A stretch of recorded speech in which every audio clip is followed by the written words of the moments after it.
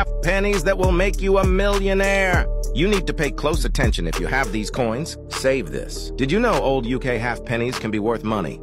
Keep an eye out for specific dates worth a fortune. With a history spanning over 800 years, there are many rare and collectible half-penny coins. If you'd somehow come across one of the earliest half-penny coins, perhaps from as far back as the 13th century, then you could be looking at over 100,000 pounds.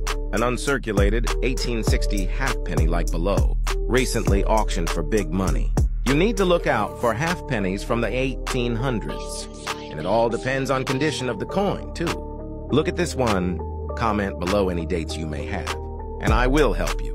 You never know what might be sitting in a box in your loft. So get your old coin collection out or ask family members about these coins and make yourself some serious money.